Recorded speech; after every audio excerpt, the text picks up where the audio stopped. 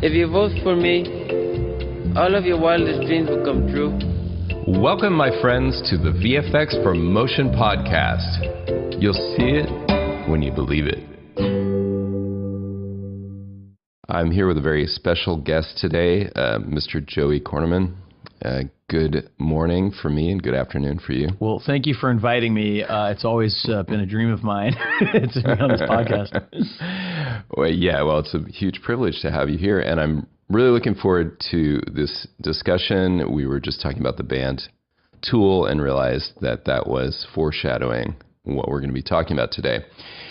And you actually drafted some really good questions and topics for us. So in fact, I'm kind of going to let you lead the discussion in terms of how we're going to move through what are basically your bullet points. So let's get at it. All right. Well, just to frame this for everybody, something that sort of occurred to me and you know, Mark and I talked about it while we were putting the class together was this idea of when you're just doing sort of standard animation stuff in After Effects, you really don't need much help.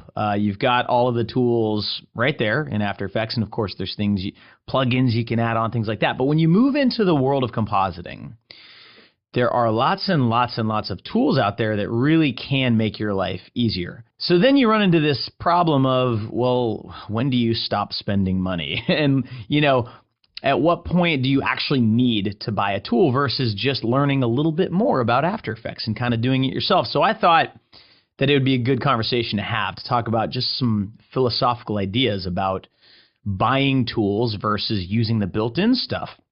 And so I thought this might be an interesting place to start to kind of play devil's advocate here a little bit, Mark. And this is actually an argument I've heard people make on the internet before, which I don't agree with this, but I think it's an interesting thing to kind of start with. So the question is, shouldn't After Effects, or any compositing app for that matter, just have every tool you might need built in? Like, why should I have to spend more money when I've already spent money on After Effects? So that's the question. And what do you think about that?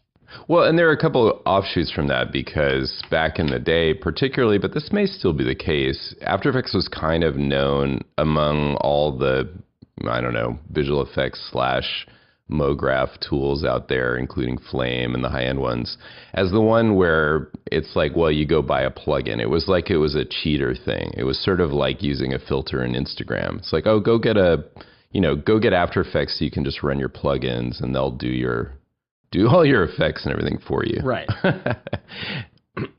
So, but your question is about the validity of, should After Effects have all that built in? Exactly. Well, that's a really interesting question, because I was thinking about this discussion that we're going to have, and there are a number of things that now really are built in to After Effects that used to only be available as specialized tools, and they're still available as outside tools. But even back when AE was just, let's talk about 20 years ago, when there's no pixel estimation stuff, there's no camera tracking, like some of the more exotic and sophisticated R&D type stuff, R&D based stuff that's in there, wasn't there. And that stuff's all really hard to replace, but there were third-party plugins to do it. So now they've added it, and the third-party stuff still exists because it usually gives you more options. And the ones that are in After Effects are usually meant to be easy to use. For example, the camera tracker. But that's not really the gist of your question. So I think where the question really lies is, should After Effects basically be an environment where you could create anything you can think of? Right. And or is it already? Yeah, I mean, here's how I would, in my mind, the way I'm kind of thinking about this question is, it's like this. If you are a contractor, right, you're a carpenter or something like that, and you go out and you buy a Leatherman, right? And just in case someone doesn't know what that is, it's just like a Swiss Army knife kind of thing. It's got 10 tools on it. It's got a knife, it's got pliers, it's got a wrench, it's got a screwdriver, all in one thing, right? So of course, if you do that kind of work for a living, that's incredibly useful. And it has a screwdriver, but it's not a power drill. And so would you be angry at the people who made the Leatherman because it doesn't include a power drill?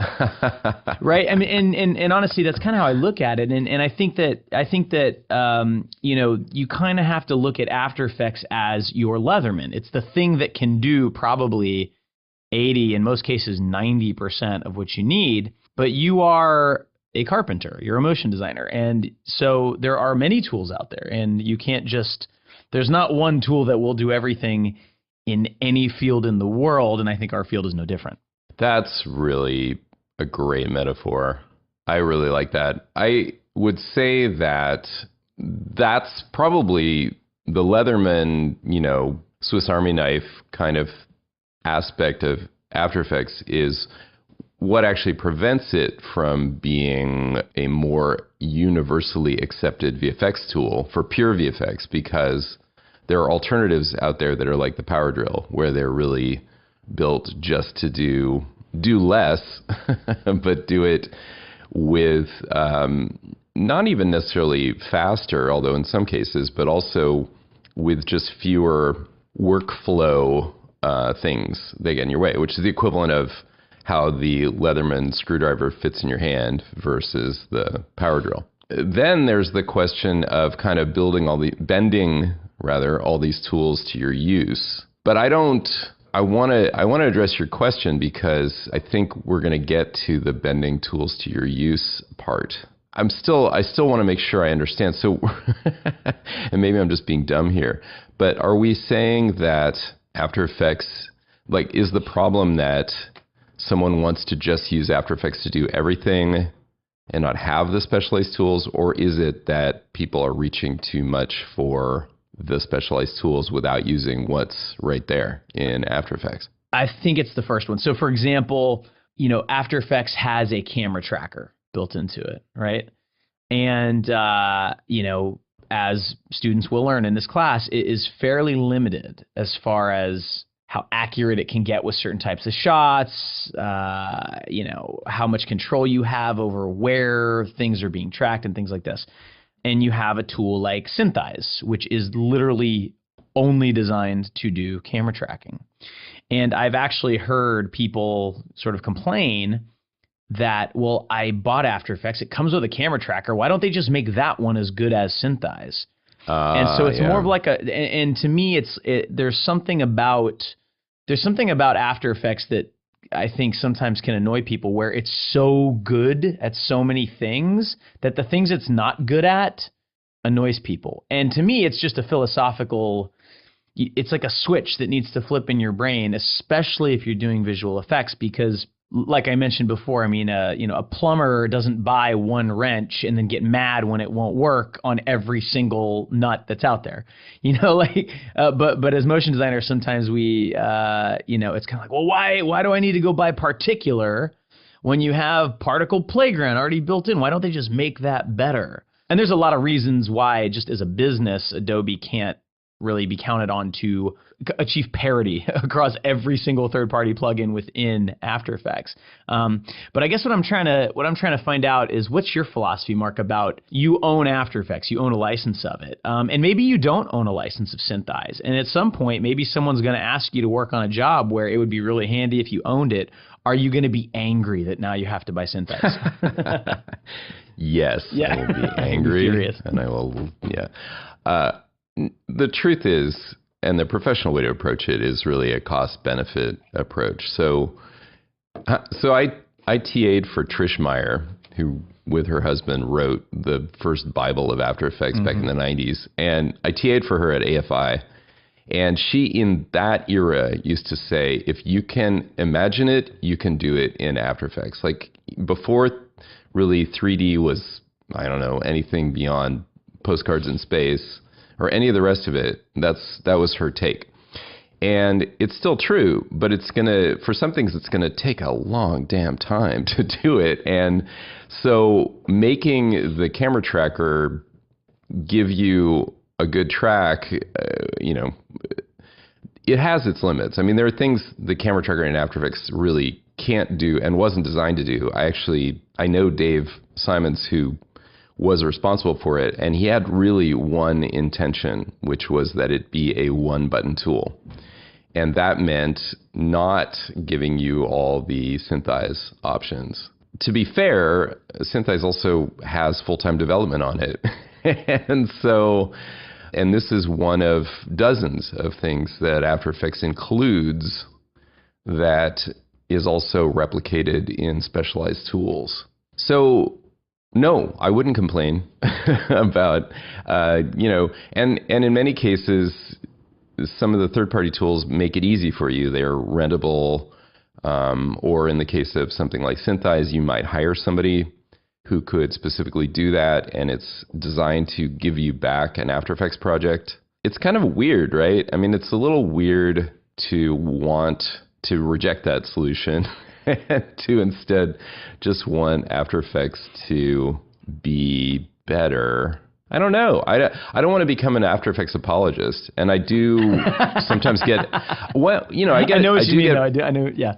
I do get frustrated sometimes that some of the tools get developed as 1.0 and they don't seem to progress. And I don't know that that's true of, say, the camera tracker. I actually think that it has gotten behind the scenes updates based on state-of-the-art R&D, because it's something that Adobe as a whole is paying a lot of attention to. And as they make innovations, I think they're rolling them in.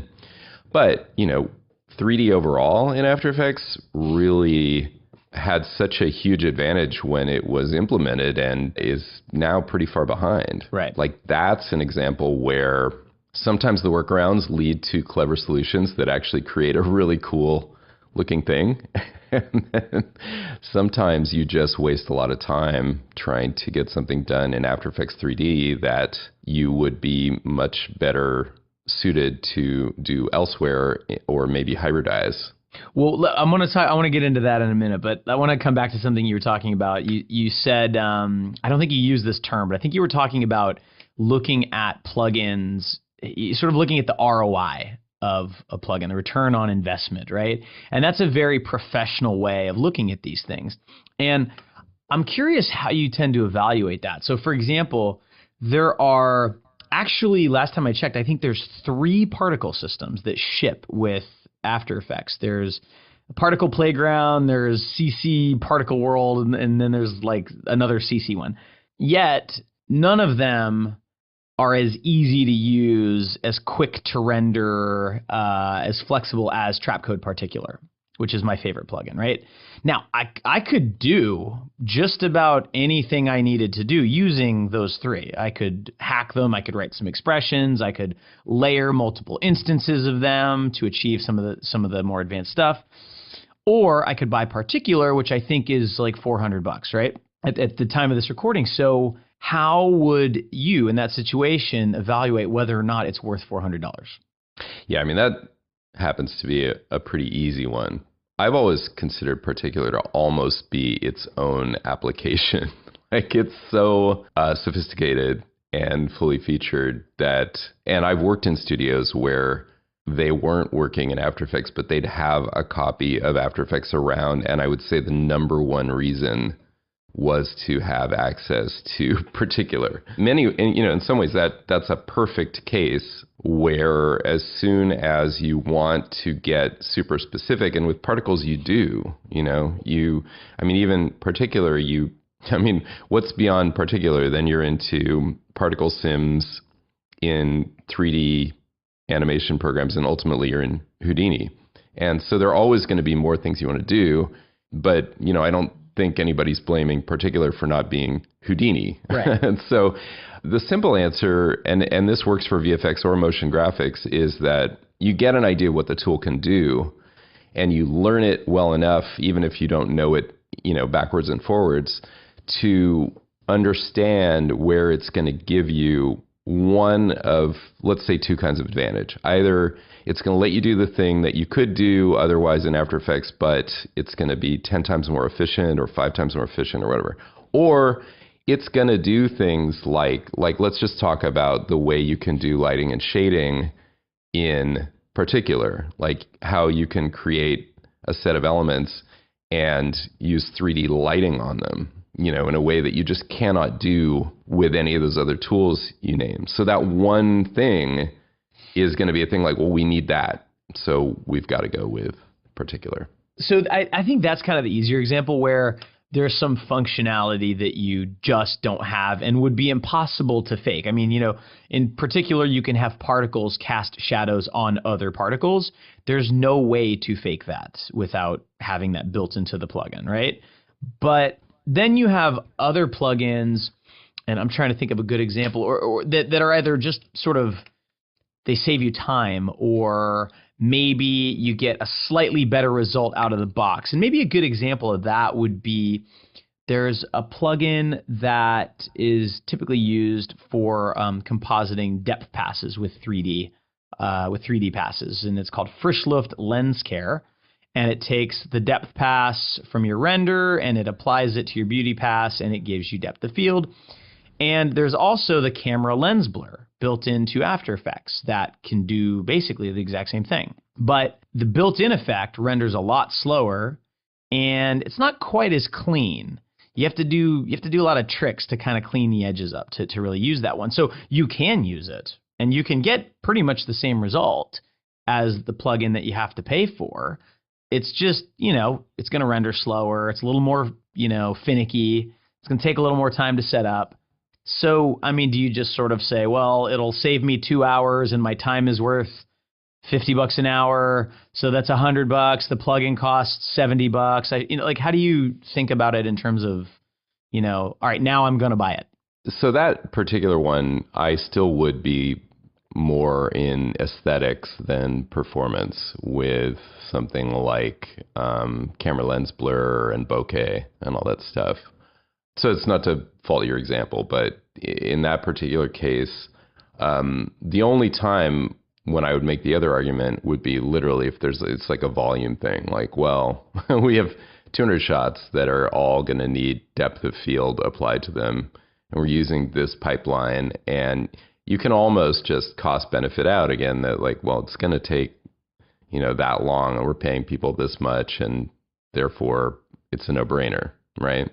I would think that that would be a no-brainer for most of the people listening. So really, the question is more for the individual, maybe, how much do you want to invest beyond your Creative Cloud subscription right. in other tools that are going to do this? Because at this point, a fully tricked out After Effects, even, what does that even mean anymore? There are hundreds of plugins out there. But, you could spend thousands on additional tools for it without much trouble. Maybe a better example in this kind of realm of like time-saving stuff would be third-party scripts and extensions that aren't adding any functionality at all. And some of them get pretty pricey, but I mean, you know, for animators, you know, there's extensions out there and scripts that help you copy the easing from one set of keyframes to another, or they let you select a group of keyframes and they give you presets for different animation curves you might apply. It's not giving you any capability you don't already have. You can go into the graph editor and be more precise and really nuance things, but it may take you longer. And so it's like, when is it time to just pay the $50? I guess is what I'm getting at. Yeah, well, this again gets into that area where, like, do you want to be an Adobe apologist, or do you want to respect the script creators who've come up with these clever solutions? I mean, a great example, the one that just came to my mind, is immigration. Like, let's say you're rendering out lots of 3D passes and you're iterating. So you're, creating a version of your 3D model, but it's got 16 different passes to it, and you're getting it comped in, and you're like, yeah, but now I have to change the animation. So you have to rerun all those passes, and you want to plug them back into what you already did comp-wise.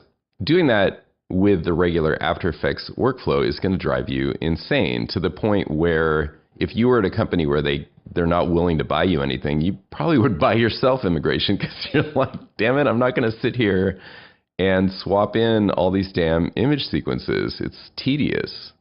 And then you might say, well, damn it, Adobe, like other tools handle this better. Why isn't this a priority?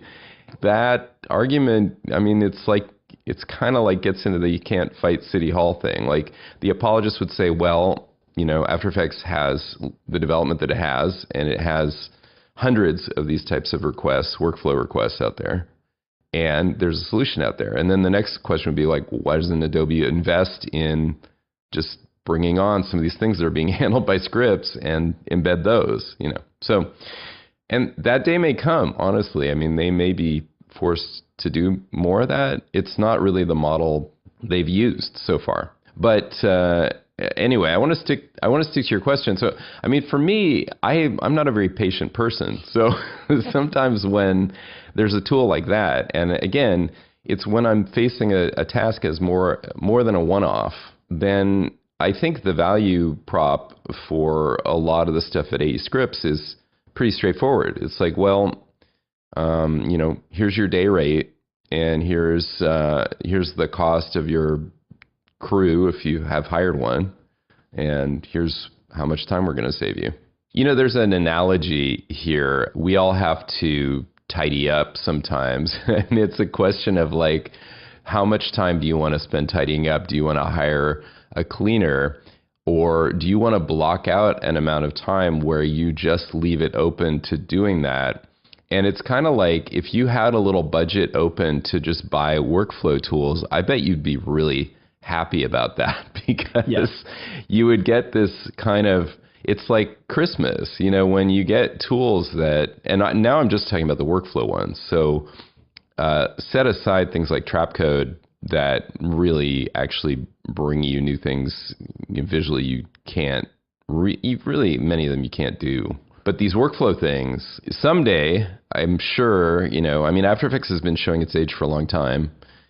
People do reach the breaking point with this or that, and perhaps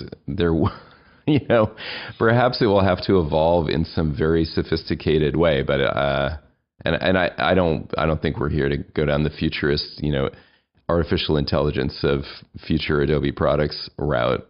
But in the meantime, it's really great to just get a little widget that kind of saves you. And does that make sense? Yeah. I think, yeah, okay. Yeah, that does make sense. And I think you're spot on with what you're saying about, I think it's really just a mindset switch. Once you accept that I am a professional and professionals have to, buy tools occasionally that, in a lot of cases gives you a new capability, but most of the time it's really about making you work faster. Immigration being a really great example. And I remember actually doing what you said and buying it for myself because I just needed it. And I didn't want to deal with like approvals. I was like, I just need this right now, and it saves so much time. Well, and I'm glad you say that, because one thing I want to add is, of the studios that I've worked with, and I've worked with a bunch, the ones that actually just square up and buy the tools and pay for them and don't skirt around it and don't try to get away with running demos,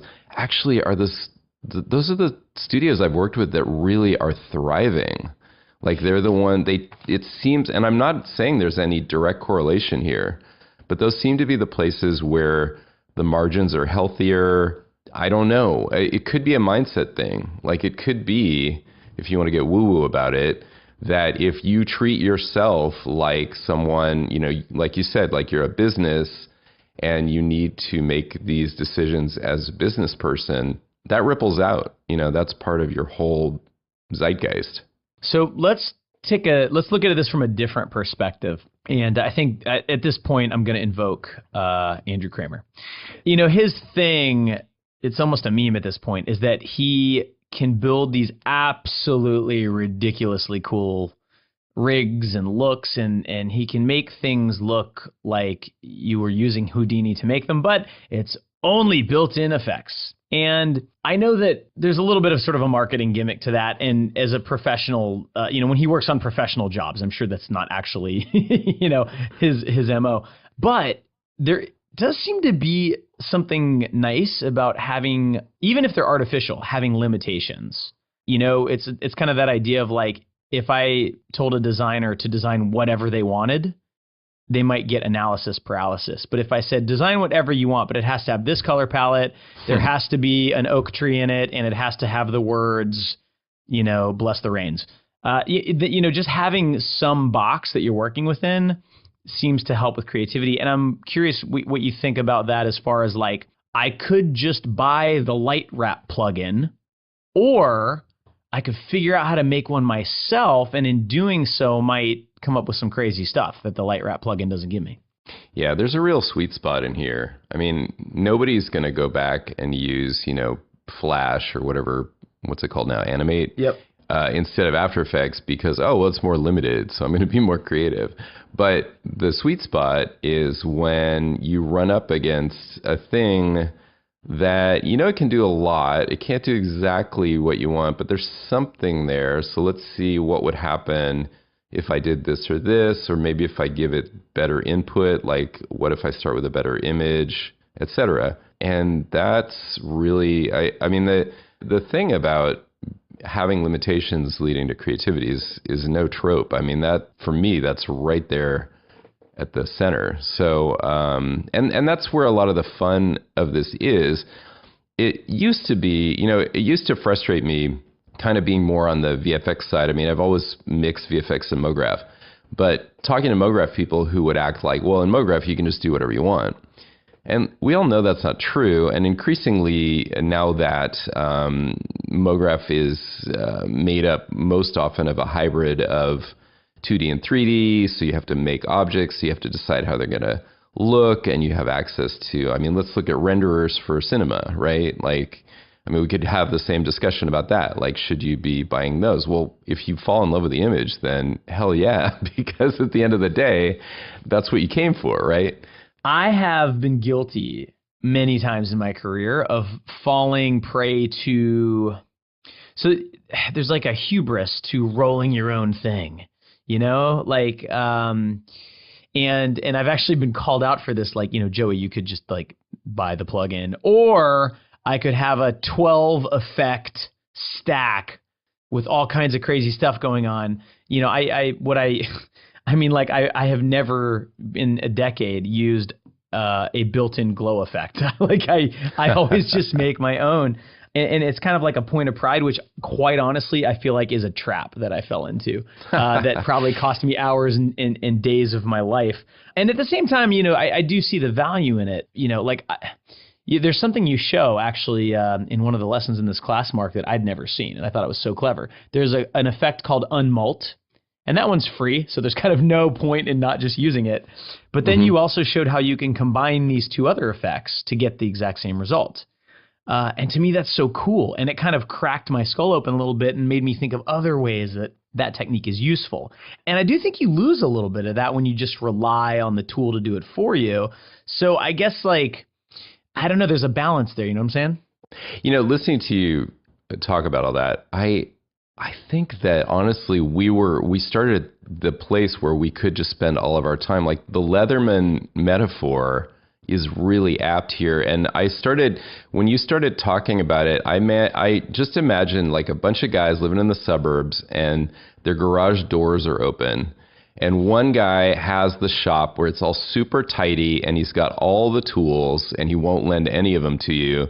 And they're all like, he just keeps them really, you can picture this, right? And then the guy next door is a total DIY guy and he's doing everything with like clamps and duct tape. Right. and, and like clever solutions. He's probably a woodworker. Right. And then there might be the other guy who's more like taking the kind of handyman approach, and he's just got the tools he needs. I think you get where I'm going with this. So those are all valid mentalities, and we love to make fun of the dude who just thinks it's all about the tools, although very few people get away for very long with that attitude. But we also make fun of the one who refuses to use any of the standard tools and swears that you can do everything with duct tape. Right. It's more pure if I build my own keyer instead of, just buying Primat or something. You can sort of, if you follow that line of thinking to its logical conclusion, then we should all be like smelting ore to make our own, silicone and Well, exactly. Yeah. Interesting. Yeah. Okay. So there is a sweet spot, and it's interesting to, like, if you were right now to open up, let's say, a 20-year-old version of After Effects, and you're like, okay, work your magic. You don't get any plugins. You don't even get the ones from the time. And what can you do? That probably would be too limited. And what we have now needs to continue evolving so we don't just kind of hit the wall with X or Y. But I mean, the fact is that this Leatherman tool, like the doohickeys that are on it, do a lot. And it is true that, you can get away with them. And I think maybe a different direction to take this also is, when is it just starting to get too hacky? Right. And that's the workflow question. Like, when is it like, well, I got away with it, but come on. Yeah.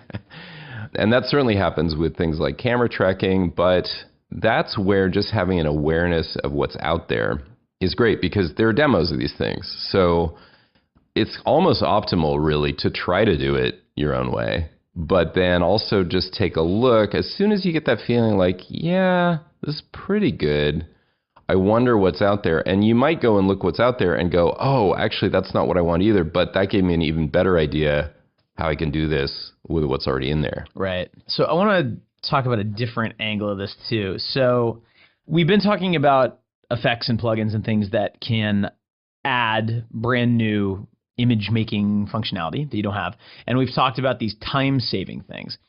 And there's sort of this other third branch, let's say. There's tools that aim to really, really, really simplify your life, which is a good thing. However, they do it at the expense of control. And, the built-in camera tracker is maybe one example of that. It's meant to make camera tracking, which is, historically a very technical, difficult thing to learn, and it turns it into one button. The downside is it gives you no control. And there are some interesting plugins out there and we can maybe use SuperComp from Red Giant as an example, where it saves you so many steps, and it really makes some things that are kind of tedious and time consuming and difficult, it makes those easy for you, which can make the final result better. However, it does take away some of that fine grained control, or it sort of hides things from you in an attempt to make your life easier, but it's also, and so I always worry about this with beginners when they find tools like that it's like, wow, all of a sudden it's really easy to add heat distortion because I don't have to, pre-comp the background plate and apply a displacement map effect and understand how that works and know that I need a compound blur on top of that.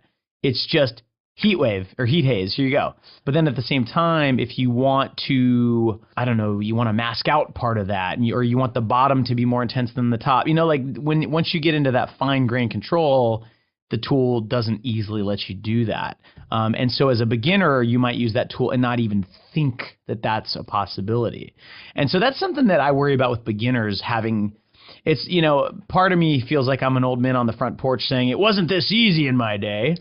But also I do think that it's valid to say when it's that easy, you do kind of lose something. SuperComp is a tough one to talk about in that in my discussion with Stu on a separate podcast, we got into another tool that he invented while we were in the orphanage to compensate for the lack of floating point color light in After Effects, because it had reached the point where it was needed, and working around 8 or 16-bit LDR was a problem. And for those where that's lingo, I mean, in this course we're getting into it, and this is for this course, so I think we've gotten into this, but without re-explaining what all the particulars were of why we even went there, There was this, so there was a really, it was really hacky but very clever tool set was devised to make use of the fact that After Effects did at least have 16 bits, and that's all you needed to do it. If you then pushed all the colors down basically back into 8-bit range, but then extended the number of 8-bit ranges that you have. And the reaction from one of the developers on the After Effects team, Dan Wilk, was, okay, you embarrassed us into having to add this. That's awesome. And SuperComp kind of reminds me of that, where what it's doing is like, well, this stuff would be easier in an environment where your elements can interact this way. But you're right, it is also taking away a lot of the other decisions you have to make in that environment and kind of just specializing around, what it anticipates you want to do. And yet, I also think SuperComp's one you could kind of do whatever you want with it. Like once you're in there, you could decide rather than go for realism, you want to go for something super crazy and end up very quickly getting to something that you might not arrive on at all or very quickly otherwise. So I think it's still somewhere in the middle. After Effects itself really kind of does this. It's part of the reason that it is the motion graphics tool of choice. It both enables lots of stuff and it doesn't require you to be so purpose-driven about how you approach it. Compositing's a little bit like programming. You do things in the order of steps, and if you have a problem, it's basically a bug. You have to go back and fix, and you have to know where it is, and you know where it's being caused. But in a nodal compositor, it's really like programming, where it's like, I'm going to start with A, and then I'm going to do B to that, and then that's going to go into C. And then in After Effects, it's a little easier with all these tools, or certainly the generative ones, or something like SuperComp, where you could take ordinary elements and just go crazy, to just start playing much more quickly. I think that's part and parcel of what we really love about it. And a lot of the decisions that have been made in the design of it have been based around accessibility. So it's almost like the argument can be flipped back on itself to kind of say, well, be careful what you wish for. It's a little bit like the C4D versus Houdini thing, which I can't speak about with any authority because I don't use those applications. Certainly I'm not Houdini. There's the idea that, well, Houdini just makes anything possible, so really that's the one you want. But it's like, yeah, but then again, cinema makes it very accessible to just start doing some pretty eye-popping stuff, and it's only when you get to something very specific that you need to do, or when you become just a master of the universe and you, right. you can start to just think of things. I mean, Peter Norby, the developer of Trapcode, I consider to be a master of the universe because he knows math and he thinks about how he can use math to make really cool-looking things that are, they feel fundamental, but they also, their features come from his understanding of what you'd actually want to do with them.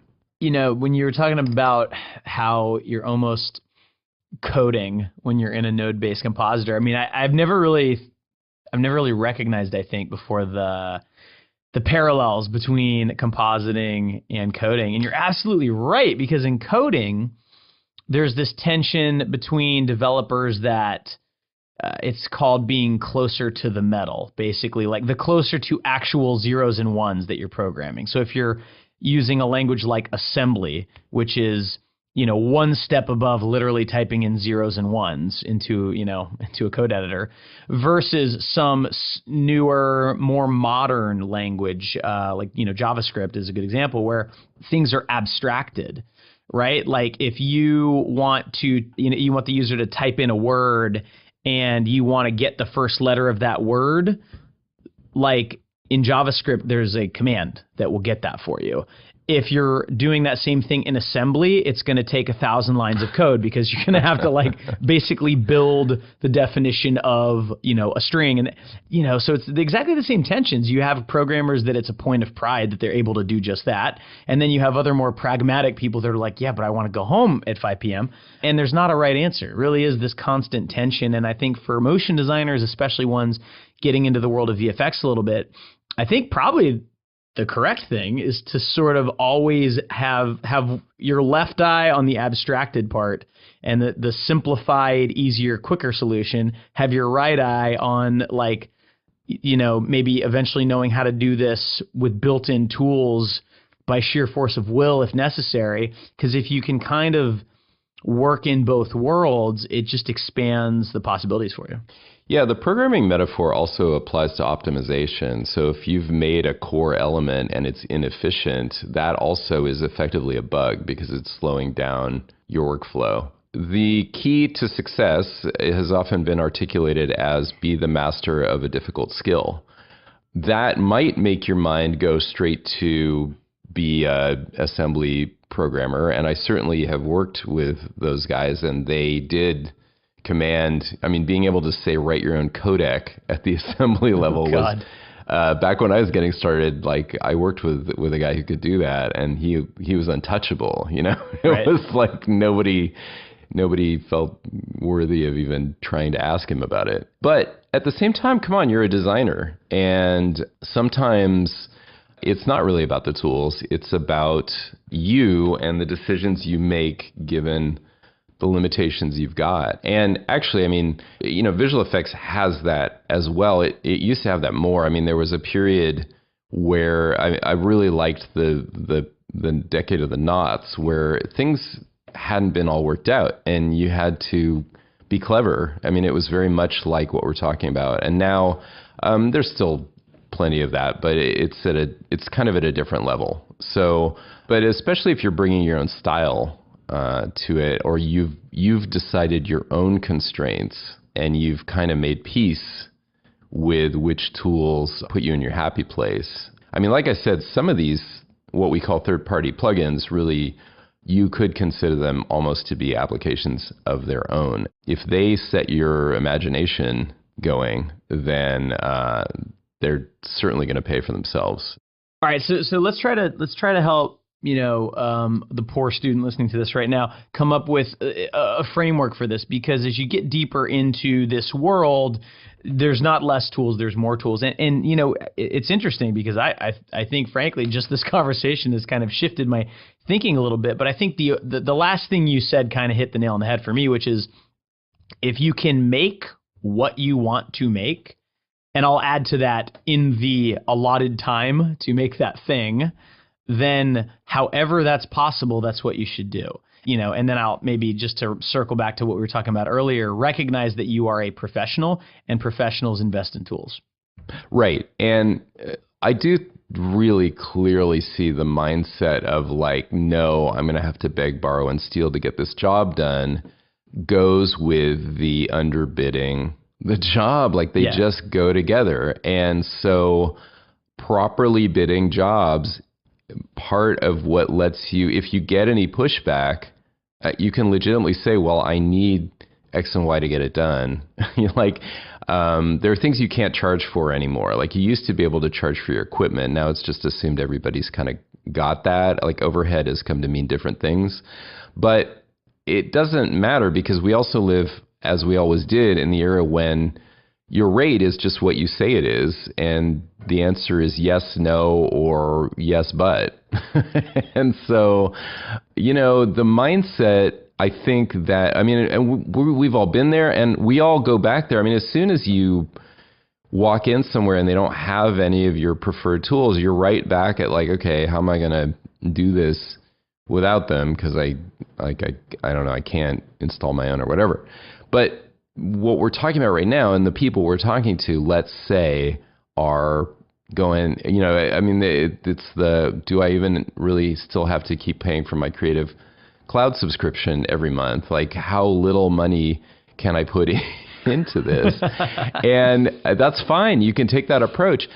And keep in mind that if your goal is to make money doing this, that you're going to want to build your tool sets, and you're going to want to build your skills with tools that come up that turn out to be valuable. It's not about the tools, but it certainly is about you doing what you do best and, getting the kind of rate for it that's going to justify what can seem like high prices, but boy, I mean, I think about back in the day where if you wanted to be a flame op, the amount of investment that was required for that, and people seemed to pull it off. And I don't know. I don't know what it is. Maybe it even just reflects back to your clients where they can tell that you're that kind of person and they value you more. I don't actually fully understand how it works.